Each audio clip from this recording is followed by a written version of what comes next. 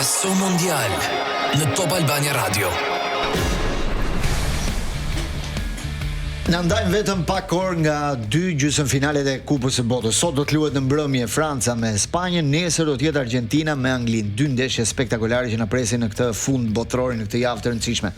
Sot do diskutojmë me Livian dhe me profesor Asrita Fizin për gjithçka që rrethon këto ndeshje gjysmëfinale, për arbitrat, për historinë, sepse ka shumë histori në këto 2 përballje. Dhe e para një herë me profesorin paktën që nga e premtja nuk jemi takuar, kështu që si pe këto gjysmëfinale janë skuadra më të mira të këtij botërori që erdhën deri këtu. Po për hir të asaj do i referohemi ndoshta edhe renditjes që bë FIFA, del para 2-ta, 3-ta, 4-ta. Pavarësisht se ndoshta nga paraqitja lën disa dyshime të vogla. Nuk pa them se këto ishin skuadrat për ashtu Francën që unë mendoj që ishte siç kemi thënë, kërkojmë të gjejmë defekt e nuk e gjejmë. Kjo ishte ajo që nuk po i gjejmë dot kundërshtarin. Nuk po i gjejmë, ndoshta edhe kundërshtari, kjo mund të jetë. Ndoshta për kufizimin më i mirë. Kështu që më vjen mirë që kemi me vërtet 3 skuadra europiane. Mund të kishim edhe 4. Tashti, a mund delte Zvicra është skuadra më e mirë e 4-ta? Unë nuk mendoj se është Zvicra. Europa ka skuadra më të mirë se sa Zvicra. Megjithatë, po delte nuk kisha asnjë gjë të keqe. Po ajo që po ndoshta disa gjëra që po vrej, që paktën i shikoj nga syri im që jam pjesë e lojës edhe të drejtimit të skuadrave, po ndodhin disa gjëra shumë interesante. Sidomos në gjykime, në interpretime. Këtu flitet interpretim gjykimit. Ke fjalë për arbitrat, për mënyrën si kanë arbitruar. Si reagojnë. Lidhje edhe arbitër, edhe VAR, edhe komisione e pa komisione. Kjo po më bën shumë përshtypje. Domethënë, kësaj radhe është trash shumë. Me të vërtet gabime bëhen. Po. Kena lënë gabime. Maradona te 86 e bënin me dorë. Ne diskutojmë po. Edhe kena diskutuar vazhdimisht sot e sa vite përpara, 40 vjet përpara, ha? Kështu i bie. Po kësaj radhe interpretimit janë ndryshe, si e shikon ti e si shikoj unë.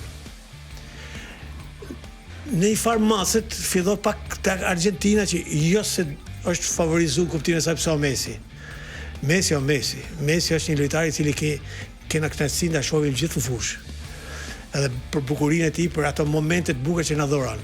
Aty ka ai, pun 5-6 sekonda. Është vërtet, po. Se nuk është që gjithë lojën është në lëvizje e sipër. Ai sa mjafton për të ndryshuar lojën. Pikërisht. Ai goditet bukur dënimi, ai një penallti të humbur pa edhe ty ka lezet, se kështu kur e humaj kanë qenë disa shprehje të disa gjyqtarëve që ne i thoshim me një gjuhë tjetër. Edhe kjo e Messit. Edhe nëse humb penalltin Messi thon, është Messi. Po. Edhe muhabeti. A dini se Ronaldo ka humbur më shumë penallti se Messi? Po, edhe 2-3 penallti më shumë. Ne kena një shembull paktën para disa vite, Kolina ishte arbitër një kampionat botëror. Kolina i famshëm sot. Dhe dha një penallti nga vedor. Ishte jashtë ku e futin brenda lojë, tha 16 që. Mos kishte VAR në atë kohë kishte. Mirë po tha dikush aty tha nga ata tha, është Kolina tha. Domethënë i pranohet edhe një gabim. Edhe kjo e Messit. Kështu që unë mendoj që ka disa gjëra të cilat nuk shkojnë. Po të fillojmë në Argentinë është goditja e parë me taka mbrapa Messit. Që këtë ndeshje e parë. Kemi thënë edhe në studio kemi diskutuar. Dolte për jashtë. Sepse ndodhin disa gjëra të cilat me të tjerë u morën vendime të tjera. Po. Ajo goli e anulluar e Egjiptit. Hajde gjeje tash ti. E ishte kënej do të analote, u fut prap. Kartoni i kuq i lojtarit të Zvicrës, simulim pas simulim. Që u kontrollua në VAR. Po pse po i ndodhin gjithë kësaj? Dhe e fundit fare, besoj ndjeni edhe shorti kur ajo, nuk është ndjesh asnjëherë Argentina përveç se kësaj radhe me skuadrat në nivelit lart. Me skuadrat në 10 parë të botës. Si ka mundësi që shorti ka pasur një ecuri shumë të lehtë në letër mund të them. Si ka mundësi edhe shorti i Argentinës me edhe ato që ishin në grupe që do të ndeshin, nuk doli skuadër fort? Po. Nuk di. Ku di unë. Shqipëriana nuk i jap shpjegim shumë, po patën një kim shumë të madhe, edhe nëse Argentina del dhe kampione. Ajo që doja të diskutonin pak në lidhje me arbitrat është që ndoshta ka ardhur një moment që ky rregulli për shembull që kombëtarët që kanë arbitra ose për shembull një spanjoll apo një anglez apo një argjentinas në këtë fazë të kampionatit nuk arbitrojnë dot. Pikërisht. Më duket pak dhe pastaj ne përfundojmë që për shembull sot ndeshjen e Spanjës në Francën, një arbitër nga Salvadori, po ka nuk i përshtatet dot dhe niveli i tyre dy ekipeve, do të thonë pse mund mos ishte një italian për shembull. Pak përpara Glen më the në 86-ën arbitër Anglia arbitri ishte tunizian, ishte një histori shumë e bukur, quhej Ali Bin Nasser. Në 86-ën ishte nga Tunizia, arbitri i ndeshjes. Ansori që ka patur Maradona përballë, ke momenti i golit me Shiltonin, ishte bullgar. Dhe të dy nuk komunikonin dot me njëri tjetrin. Në momentin që është shënuar goli, të dy kanë thënë në intervista mbrapa që pam diçka, po ai nuk reagoi, unë nuk reagova, nuk pati marrëdhënie dhe i ku goli. Për pak sekonda mbaroi goli. Dhe ai doli kampion bote. Atë unë që edhe ky rast këtu nuk më duket shumë i drejtë. Edhe niveli i arbitrimit varet nga shteti nga vjen. Po si ka mundësi që nuk kanë një kriter të paktën që me ditë gjuhën anglisht? Jo, tani historia ka ndryshuar, nuk është më si më përpara. Po jo, ndeshjen të kujtohet s'maj mend cila ndeshje që ishte ai arbitri që nuk dinte të komunikojë. Ai ndoshta Braziliani ishte, po. Ndoshta kishte emocione për të folur para publikut. Nuk komunikonte anglisht. Sot kërkohet normalisht komunikimin në gjuhën. Sot besoj shumica e kanë. Bazikisht mendoj që këto arbitra si dalin që ne Europa i ka shumë më të mirë, sepse edhe kampionatet në Europë janë shumë më të forta. Edhe arbitrimi është më i rregullt, me shumë gabime të vogla. Ti s'mund të bash para dy arbitrat të Amerikës, pjesën apo njëri amerikan që të arbitroj nesër, një pjesë latine, ti të mash dy ndeshje gjysmëfinale. Ku arbitër tu për shkakun mund të ishte një arbitër tjetër që duhet të ishte nga Europa, nga këto arbitër që ne kemi shumë. Nëse shumë nuk janë shumë të mirë, po me gishte i kemi.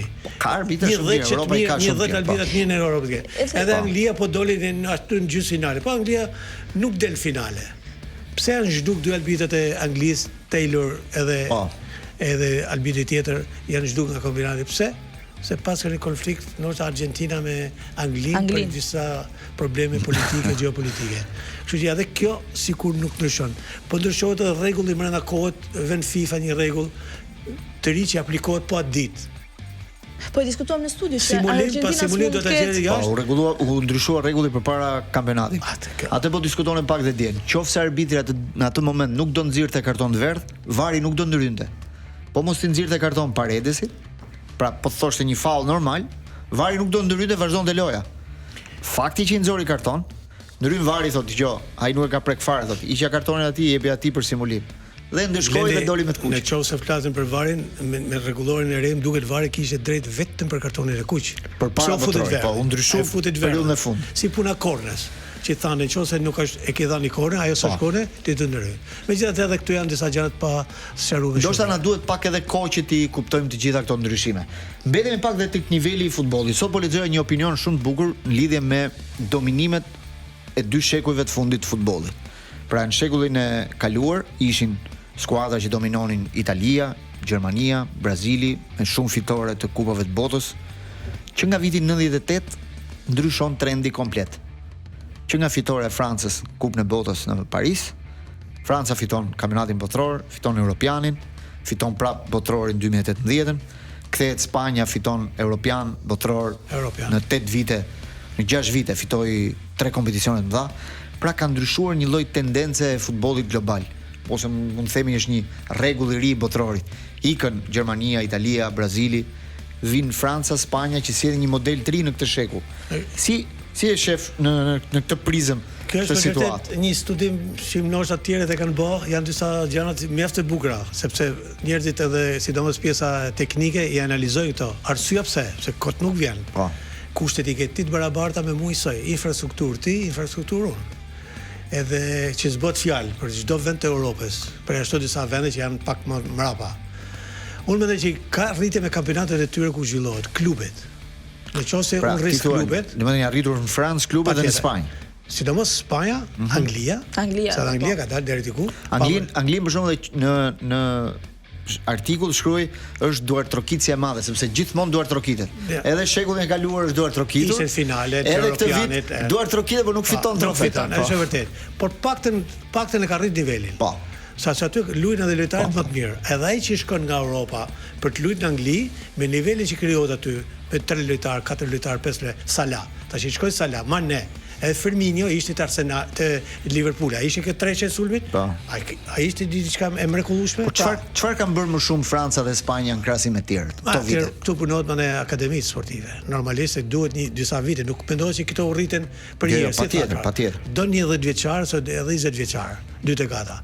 Klubet U19, U17, U16, kush janë kampionet? Gjithmonë o Gjermania, o Portugalia, o Spanja, o Franca. Këtu edhe Italia. Kanë dhe dominim të frikshëm, se Franca tani është 3 herë gjysmëfinale, mund të shkojë 3 herë në finale. Kjo mendoj unë që është rritja e klubeve në nivelin e Barcelonës, Liverpoolit, Manchester Cityt, Realit, po ashtu. Pjesa tjetër e Francës që është Paris Saint-Germain që po dominon një 10 vjeçar shumë të mirë në Francë, aty janë grumbulluar gjithë lojtarët më të mirë, pak deri diku është Lille apo Lyoni apo Monaco. Pra janë këto nivele që unë mendoj që aty dalin edhe futbollistat më të mirë. Edhe ana financiare. Domethënë Gjermania dhe Italia këtu kanë bërë hapa mbrapa. Brava, sepse sot po thonë që mund të shkojnë klube që s'kena diskutuar. Po ku të gjej lojtarë, kështu që thonë. Unë mendoj që me pak sforca, me pak punë, me pak bindje të ndryshme që kanë ato se janë gjerman, apo pjesa tjetër italiane. Italia do kthehet se s'bën në pjesën e traditës. Me ato që ka pas, se s'ka pas mosha. Po provon ta ndryshoj modelin e Maldini, ndoshta i punë shumë më mirë normalisht në zgjedhjen e elementeve. Unë mendoj që ata do arrin nivelet të kur pas. Italia ngeli fenomen shumë i çuditshëm në fakt, sepse Italia fiton një europian ndërkohë që nuk kualifikohet në një botror dhe kjo për 3 botror është po mungon, është mungesë shumë e madhe. Kjo është një studim për të bërë. Kishte diçka për fushën, çfarë do bëj FIFA? Për fushën, po tani, ky është botrori i marketingut. Ky tani, duke qenë se tifozët e kanë pak qejf të marrin diçka nga fusha, ka mendu FIFA, po pse mos të shesim ca cop të fushës pjesë të finales. Pjesë të barit të finales. Ajo pjesa që kushton më pak kushton diku ke $390, do jenë 7 për 7 centimetra, po shkojnë deri $3.000. Deri $3.000 një cop bari. Po. Kështu që parashikohet që ata të fitojnë diçka rreth 11 milion, parashikohet që të fitojnë vetëm nga shitja e barit mbas finales. Sa ti marrin vet, ti shesim ne. Marketingu si kësaj radhë më që janë vend parë. Absolutisht. Profesor, futemi pak të ndeshja sot te Franca me Spanjën, si shikon duelin? Ka një dominim të Francës sepse ka ardhur me shumë fuqi deri këtu. Franca më pak vështirësi se sa Spanja, më vështirësi se sa Franca. Sot ka një lloj avantazhi Franca, por prap ndeshje delikate është, për thënë vërtet. Shumë delikate është. Pse e vuan kjo Franca mbajtjen e topit të Spanjës? Se vitet e fundit kishin luajtur 9 ndeshje, kjo është e 10-ta që po luajnë nga 2008-a. Franca ka fituar vetëm 2. 7 i ka fituar Spanja. Sigur e vuan Franca mbajtjen e topit të spanjollëve. Është një diçka që t'ia heqësh një armë shumë të fuqishme që ka Franca. Franca ka një sulm, një mesfushë shumë të rrezikshëm. Edhe sa më tepër të kenë topin në përdorim, normalisht krijojnë hapësirë për të bërë disa variacione për të shkuar në sulm. Dështon me krahun e djathtë, vazhdon me krahun e majt, kur ke lojtar, se ti mund të kesh disa lojtarë që ke djathin më të fortë se sa të majtin. Këto i kanë gjithë. Po ashtu edhe qendrën, po ashtu edhe mesin. Pak defekte në mbrojtje gjëra të vogla, shumë një mbrojtës i djathtë dhe një mbrojtës i majt, se qendrën e kanë shumë të mirë. Kështu që duke ja heqë këtë armë, duke ja majtur topin, e kanë dhe si një lloj vetëmbrojtje ata, kur ta marrin topin thotë mbrohen më mirë. Po. Bile ka qenë një shprehje e asaj të cilën Guardiola përmendte se i thoshin bota jashtë, shtypi edhe opinioni, i doli fjala tiki-taka. Po, tiki-taka e famshme. Ç'është pra? Ky një herë në intervistë më mend para shumë viteve, kur ky kaloi tek Manchester City. Edhe i bëni pyetje njëri, kjo e tiki-taka që jeto përdor, ky tha, tiki-taka e keni vu ju emrin. Ose kanë vu tiki-taka. Po. Ju tash tu pak të pasime këtu. Pasime të shpejta, po. Dike fjala puna sa, ding. Kjo është. Unë kam pas dëshirë që topin ta marrim ne më tepër se kushdo tjetër. Kjo është qëllimi kryesor, sepse ai heqë një armë fort kundërshtarit me marrë te porta ime. Edhe një aut kisha qef që të jetë mirë, edhe i goditje dënimit, edhe një korne, duhet shkoj aty ku duhet shkoj, si në detyra. Sepse në atë moment ti një pasim, bile në këtë kampionat ne kemi pas shumë pasim e gabim. Janë marrë topet dhe kanë qenë gol. Kemi pa ndeshjet. Nga presioni që bën pak edhe kundërshtar. Duke bërë presion, po, është marrë topet është gol. Kjo është fenomeni që kanë vurë më shumë në këtë ndeshje unë të këtij botrori, që se e kanë dominon një ekip, pastaj di kontropjede. Pum, gol. Edhe cila ishte thënia pastaj që kombinote pak me këtë fjalën teknikës. Ishte e tugel mbas ndeshjes me Norvegjin, që u bë shumë, domethënë kritikues ndaj skuadrës tij. Edhe kjo i bëni përshtypje shumë vetëve. Ai në fakt unë që e kam pa ndeshjen dhe Ti jep të drejt pak trajnerit të histori, po. Si ishte Anglia ndeshjen e saj më të mirë? Do të pranoj. Pa disa momente presionit Norvegjias ashtu si ishte pa Haaland, sa Haaland ishte në fushë, pa Haaland nuk ishte në ndeshje. Edhe e ngacmote. U bë goli, u anull golin. Pra ishin disa momente që ai këtu e kishte. Do të jena shumë më të kujdesur në anën teknike, jo pasime topit. Ai them unë tregua dhe i vërtet, tham, fundit kalua me fat, se kundërshtari humbi rast, humbi shtyll, anulloi gol. Normale, kështu që këtu gjanat u bën shumë interesante dhe pastaj dikush pastaj i pranon sepse ne jena më të mirë. Ti nuk isha më i mirë, kishe pak fatin, çfrytëzove, një Bellingham i jashtëzakonshëm, një Kane në nivelin e lojës, tash ta pranojmë. Ai ishim duke e pa ndeshjen, në gjithë e pamë, nuk ishte Kane i ndeshjet përpara. Pra janë disa gjërat e cilat këtu ishte, problemi teknik ka shumë të bëjë. Profesor, çfarë mendimi ke për atë që përflitet për atë Spider Cam që e ka kap topi? Normalisht janë gjëra, ne luajm calcetto me qerin, kur bie topi në tavan sipër, që prek rrjetin e kanë thënë jashtë. Një calcetto që vjen për çep. Tash ajo pret. Po nëse ka prekur se skuptohet qartë. Po tash i dolën gjithë gjërat, pa çipi a foli, as foli. Nuk kanë as dritën e kuqe apo të verdh. Tash këtu ka disa gjëra që ai është pas a fut topi, Po ka ndru. I bën portieri dhe topi del prap Anderson. Apo ja, këtu ka qenë në momenti. Kështu që mua më duket që janë gjëra shumë të mungesë komunikimit, të cilat ose interpretimit që thashun për punë arbitrimit. Ose mungesë vërdie, edhe në këtë rast. Po tash të shkojë Anglia. Sot kush mund fitoj? Ai që mban topin më mirë? Kjo është e vështirë sot. Apo ai që sulmon më mirë, ose që ka potencën më të madhe në sulm. E para mendojnë kush të çrëzoj gabimet e tjetrit. Sepse në vendosje, në aftësi, po ti krahasojmë pak, në 11 që gati e kemi të dy bashkë këtu. Ka vetëm dy dyshime, që është ke Franca është Kone dhe Chouameni, që janë dy lojtarë të mesfushës, dhe në Francë, te Spanja është Pedri dhe Fabian Ruiz. Këto janë dy dyshimet e vetme që kanë trajner. Diferencat janë shumë të vogla, pavarësisht se ne kemi diskutuar për Spanjën, që ajo që po më bën përshtypje është forma jo e mirë e Pedrit. E për këtë arsye është vend dyshim. Edhe bilat ditë ne diskutuam para se me lut bash, ai e lën stol. Fabian Ruiz në ndeshjen e fundit shënoi apo jo? Po, Fabian Ruiz bëri gol. Pra kjo është unë mendoj që shfrytëzojnë disa momente gabime, se kjo lojë me gabime. Në qoftë se të shfrytëzoj, se për vendosje, për aftësi, të dy janë njësoj. Pra me gjëra shumë të vogla. Në qendër të mbrojtjes së Spanja ka pak probleme. Laporto ne kam thënë në radhën tjetër. Është pak i ngadalë ndonjëherë, po. Dhe lojtari tjetër i Kubersi i Barcelonës, po. Pa eksperiencën e duhur, sa lojtari i mirë, shumë vjeç, po. Dy anësorët i ka thash edhe parë disa lojtarë të cilët nganjëherë më mushin mendën, nganjëherë s'ma mushin mendën, si është edhe ky Toro. Pablo Porro. I Tottenhamit. Edhe kështu që unë mendoj janë disa gjëra të cilat është shumë vështirë për të thënë që fiton njëra dhe tjetra. Do thoni ju që mund të ishin kjo një finale, po edhe mund të ishte edhe mund mos ishte, sepse edhe te Anglia ti më thon. Në fund finale morale është se janë dy skuadra, njëra është kampion e Evropës, tjetra është nga më të mirat që kemi parë ndonjëherë, Franca, kështu që ka shumë kuriozitet se si do përballem me njëra tjetrën. Se çfarë faze mbrojtëse për shkak do bëjnë ata të katër përpara. Se sa do e ndihmojnë ata ekipin me sfush për të marrë një top nga spanjollët. Kjo mendoj që këtu ka një nivel të ndryshëm me formën e dy lojtarëve që ne i diskutojmë sot. Yamal edhe Mbappé. Mbappé është shumë më në formë. Është më në formë se Yamal, po. Te ky lojtar tjetër Yamal pritet çdo gjë të ndodhi. Pa i tek për një moment i vetëm është. Si themi ne këtë fik derën. Të lëm kështu.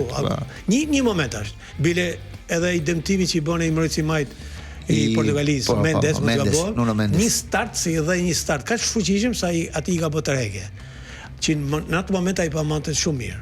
Pra këtu unë them është një diferencë si do të jetë komportimi tyne me skuadrën e njërit edhe tjetrit. Këtu luhet tash i gjitha. Krijimi i aksioneve të tija me krijimin e aksioneve të këtija, sepse nga Kama Yamal bën shumë gola. Po ashtu edhe nga Mbappé. Ta shohim. Do duhet ndoshta edhe një nga sulmuesit e Francës të kthehet mbrapa për ta ndihmuar dinjen në mbrojtje, sepse gjithmonë ne kemi parë Yamali mbulohet nga dy kundërshtar.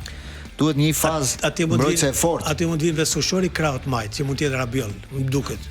Po sikur Franca sot Deschampi të vendosi që të heqë një nga katër përpara dhe të fusi një mesfushor më shumë. Do ishte një çudi për mendimin tënd? Shiko, varet. Për shembull të heqi, po themi Barcola, po marrim një shembull, ose Due. Mos luaj sot dhe të shtoj një mes fushor. Profesor është për sulmin gjithmonë.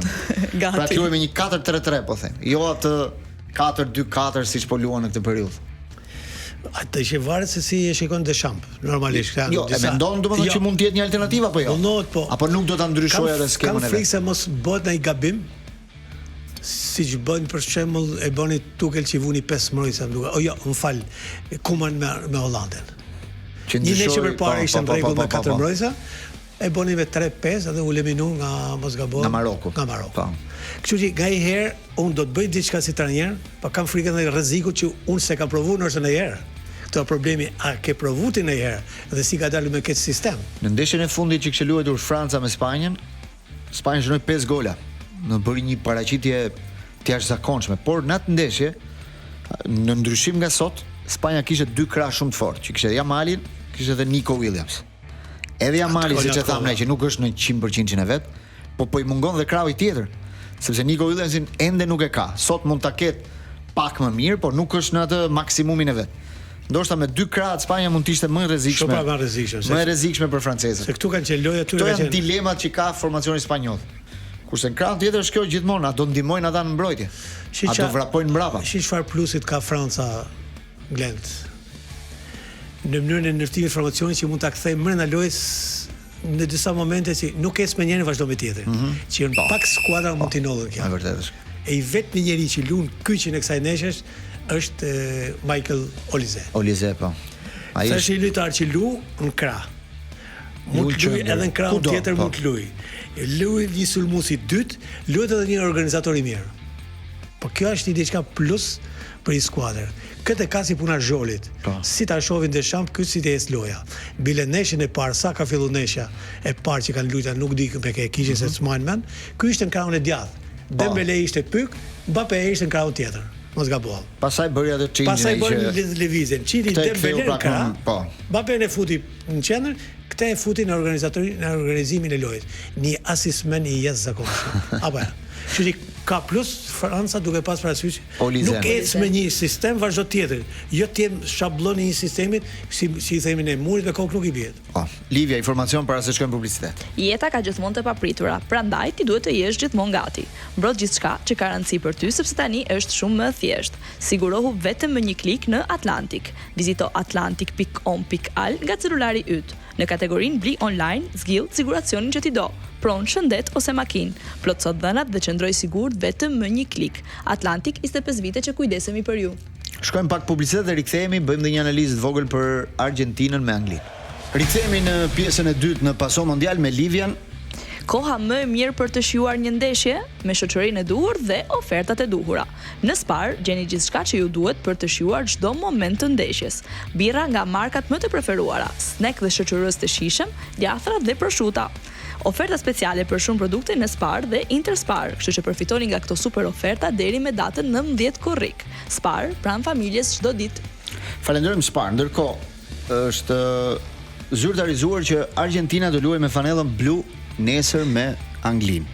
Dhe fanella blu rikthen edhe ndeshjen e 86-s dhe ka një histori për fanellën e famshme të Maradonës, që është shitur në Jan Kant në vitin 2022, 2 vjet mbas vdekjes Maradonës, për $9.3 milion.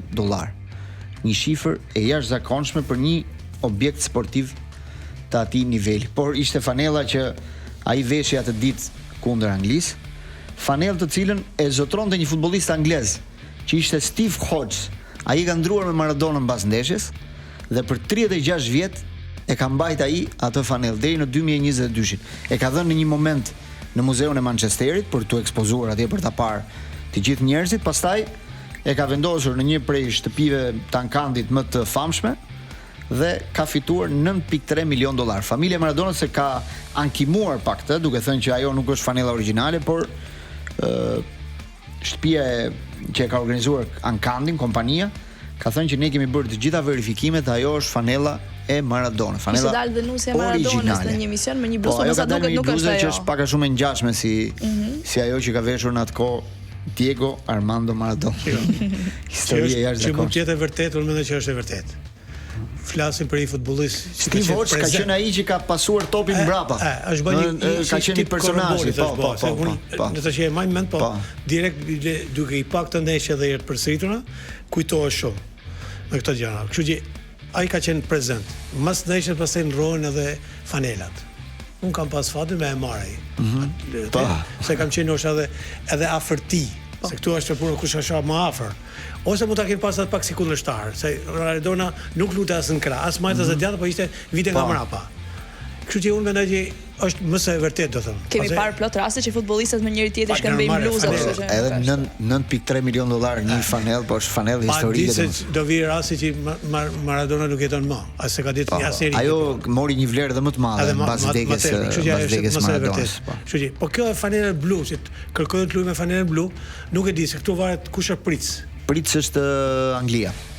Kështu që ata kanë patur mundësi të zgjedhin, po si më thon Argentina është e dyta, kështu që fanela e dytë do luajë. Në këtë kampionat ndonjëherë këtë bluzën blu apo është hera parë në këtë?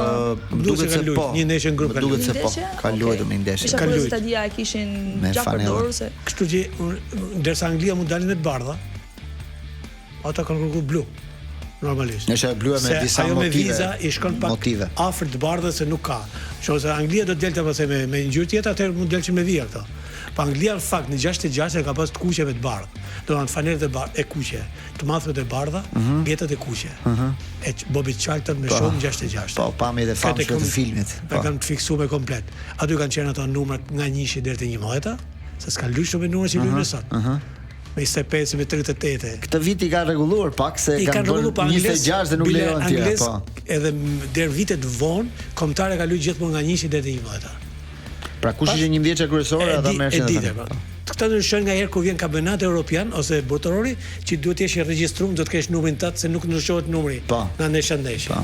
Kështu që kjo mund të jetë më së vërtetë, kjo fanel ka kushtuar edhe është një diçka e cili vlerë jashtëzakonshme. Thonë që ka bler një person nga lindja e mesme që ka lidhje të forta me Manchester City. Nuk tregohet emri, kush e ka bler fanellën, po mendohet mund të jetë ndoshta në një sheik në Ankam. Njëri ka edhe kaq, tjetri kaq, edhe doli sidomos në prag kësaj ndeshje që i takon me 40 vjetorin, mos gaboj. Po, është 40 vjetori aty dueli. Edhe ky duel duke pas parasysh si vinta skuadra, duke po i kthehemi ndeshjes ndoshta që luajnë ato nesër, është mjaft interesant. Sidomos te Anglia është një diçka e cila paktën unë që e njeh shumë vite më përpara, duke pas parasysh që këto kanë pas lojtarë shumë të mirë anglezët, boll me mezin e fushës që kanë qenë 2 vet Gerrard dhe Lampard. Çfarë ekipi? Beckham pastaj shtollë tjetër. Beckham ka qenë apo Joe Cole, apo vëllezrit Gary Neville edhe tjetri, apo Rio Ferdinand, apo Shilton portier, e me radhë, e s'kan fituar asnjëherë. Tash ndoshta edhe këtë sfitojnë. Më kujtua edhe një gol i bukur kur po shikoj këto përballje të Argjentinë, një gol që ka bërë Michael Owen, Argentinës që mori topin nga mesi i fushës. Bërë një finte në momentin e fundit, bërë një gol fenomenal. Bilenier me trajner Capello. Me Capello më duket se me Capello. Po. Topi hyni brenda, kaloi vjen fatale 2 metra. Ajo ka qenë goditja e Lampard, duket, po një gol me Gjerman, po. Dhe nuk e dhan, po. Çuditshme. Kishte var. Sikur i ndjek të anglezët. Kishte var, po, edhe u eliminu. Shkon 4-2 mos gabon, humbën ndeshjen. Po. Kësaj radhe ndoshta edhe nuk fiton, se po them tash kësaj radhe mund të fitojë. Po premisat i ka që skuadra shumë e stabilizuar dhe shumë argëtuese. Edhe fizike, shumë e fortë. Edhe fizike, me të vërtetë. Bile për çudi luan me 3 mbrojtësa që luajtë Manchester City, ku njëri prej tyre ka qenë as ka luajtur fare. Pra, Guehi, Stones dhe O'Reilly. O'Reilly, po. Njëri prej tyre Stones, që është edhe i larguar bile, është i lirë, mos gabo. Me gjithë atë performancë që ka qenë lojtar me të vërtetë i mirë, që vite edhe nga Evertoni. Për çudi është formacionin e skuadrës angleze dhe dominon mirë me pikuri, kuptohet. Në ca kohë Guardiola nxori dhe mesfushor. Mbaj që i cili përpara mbrojtjes, si luante edhe topin. Se ky përdor. Do në mënyrën e topit. Dhe ky ishte edhe ndryshimi që Guardiola bëte që gjithë njerëzit çapo ndodh. Inovacion në pjesën e lojës që në mbrojtësit kalonte mesfushor. Mos let asnjë lojtar parazit i themi ne. Domethënë rrin kot 2 mbrojtësa, kanë një lojtar përpara kur topin e kam skuadra jon. Dhe ky e futi Guardiola, po. Këta lëvizjet e Guardiolës, ose mbrojtësin e djathtë e futen mes fushë, ose mbrojtësin e majt e futen mes fushë. Pra sistemet për shembull 4-4-2, ky I kthehete 2-4-4. Po, I kthehente mbrapsht. I kthehete për mbrapsht. Pra kjo është lëvizjet e tjera, ose 4-3-3, kjo I bote 3. Duket pak dora e Guardiolës te kjo Angli, si e shikon, ka ndonjë shenjë përveç lojtarëve, si diskuton. Po. Në një shenjë ka. Tuchel duke pa që I lutet edhe kur ishte edhe te Dortmundi. Kur ishte edhe mos gabon te Bayern ishte, një periudhë pak. Kur arritet të shkojë edhe te Chelsea. Ky I jepte nuancat e lojës saqë edhe ky ishte shumë I apasionuar me lojë sulmit. Edhe shikoj me kujdes, nuk është lojtar, është trajner që ky përdor gjithmonë veprimin e ky mendon si të fitoj ndeshjen. Pra, ngrasi me disa trajnerë që ishin anglet, ishte si mos ta humbi ndeshjen. Janë dy mentalitete të ndryshme. Nuk është I soi që unë mendoj që të fitoj ndeshjen, edhe ndërtoj lojën, si sa ti mos ta humbi ndeshjen. Më pëlqen se I ka dhënë dhe një liri Bellingham, që ndihet shumë, ka marrë një potencë të jashtëzakonshme këtë, vjen nga një sezon jo I lehtë me Real Madrid, me ndryshim pozicioni shumë thanë që edhe bëri gabim që e morin kombëtarë se viti ishte I tmerrshëm I Bellingham të vit. Po ai ka ndryshuar komplet në këto 3-4 ndeshje të fundit. Ky jep I larmi lojës së skuadrës angleze duke pas parasysh stilin që ka. Dikush e krahason tash me Zidane, se ne e kemi unë që I kam pa dhe ti e ke pa Zidane. Domethënë duhet çiklar, po I fortë. Jo e krahasojnë në mënyrë si bën lëvizjet. Domethënë Zidane vite nga mbrapa. Ishte më elegant Zidane. Në përdorim. Ma ndoshta përdorimin e tij, po edhe ky është më I fortë, domethënë. Ky I fortë, po ka dhe më depërtues. Ka dhe teknikën, ka godet me dy akant, godet edhe me kokë.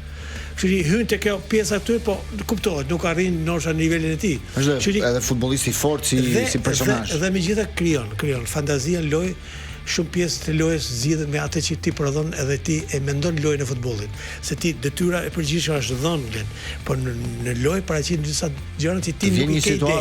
Atëherë jepi zgjidhje ti. Nëse unë pastaj kam atë inteligjencën ose fantazinë e lojës, e zgjidhi më shpesh se sa ti, është plus për skuadrën.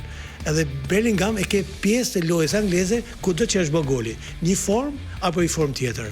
Kane ishte që përfundote ose një e mori vetë, sidomos ai goli I dytë, mos gabohem, që e kthej lojën Kane që e mori, eci edhe bëni minutat e fundit. Ti depërtoi dhe dha kualifikimin, mos gabohem që ishte 1-0 në humje. Kështu që unë mendoj që është I pikë fortë. Unë kam pa gjithmonë goxha konstante edhe në ndeshjen me Kroacinë, domethënë për mua Bellingham ka pas një rol shumë të rëndësishëm, dhe pse nuk është përmendur mjaftueshëm. Me këto gola që bëri ndeshjen e fundit me Meksikën edhe me Norvegjin, është lojtar që është rritur ndjeshëm.